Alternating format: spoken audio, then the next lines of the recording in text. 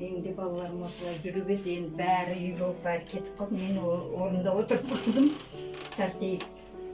Әйтпесе, сол школда 35 жыл істеп шықтым ғой.